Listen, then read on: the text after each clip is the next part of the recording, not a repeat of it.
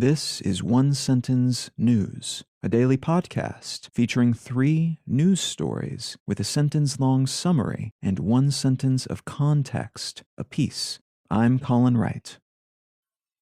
This is a sponsored message.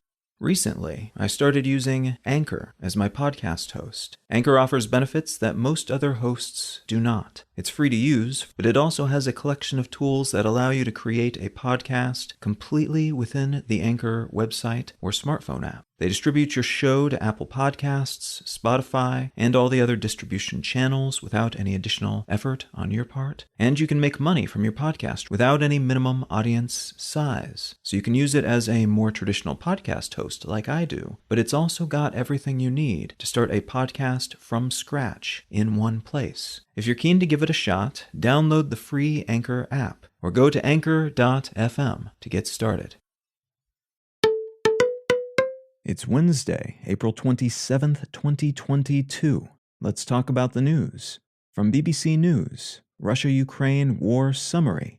The U.S. Secretary of Defense has said, in what seems to be a case of a high-ranking public official saying the quiet part loud, that Russia should be militarily weakened by its invasion of Ukraine so that it can't do the same sort of thing in the future. 2 oil facilities in Russia have caught fire after what seems to have been a drone attack. Russia bombarded at least 5 Ukrainian railway stations and an oil facility. In a fairly dramatic policy reversal, the German government has approved sending about 50 anti-aircraft tanks to the Ukrainian military, and the Russian government expelled 40 German diplomats in retaliation for Germany having done the same to them earlier this month.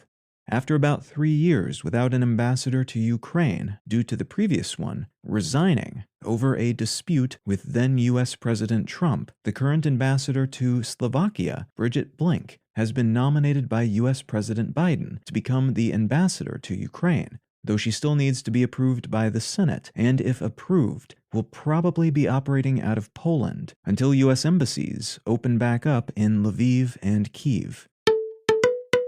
From the Associated Press, Beijing enforces lockdowns, expands COVID mass testing. The Chinese government is marking off lockdown areas and rolling out fencing to keep people from violating lockdown rules in the capital city of Beijing after 22 cases were identified in a 24-hour period. And this is happening alongside an ongoing outbreak in Shanghai, where at least 190 people have died and more than 500,000 infections have been tallied in the most recent and so far worst COVID outbreak the country has seen.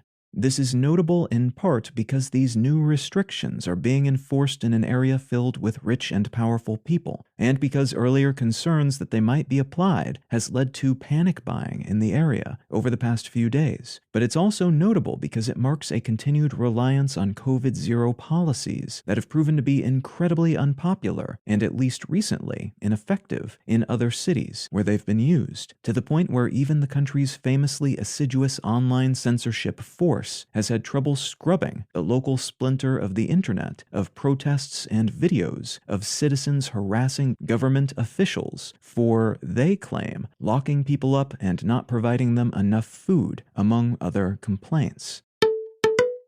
And from Al Jazeera, at least 168 killed in violence in Sudan's Darfur.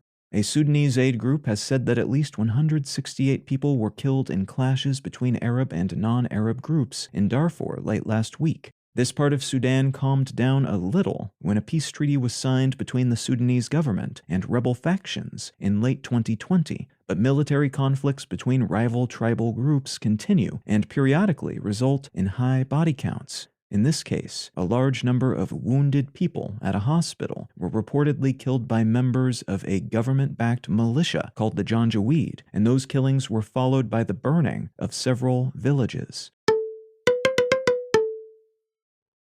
If you're finding some value in One Sentence News, consider leaving a quick review wherever you get your podcasts and/or sharing the show with a friend. You can find out more about this show or subscribe to the email version at onesentencenews.com, and you can support this and other related projects, like the Let's Know Things and Brain Lenses podcasts at understandery.com.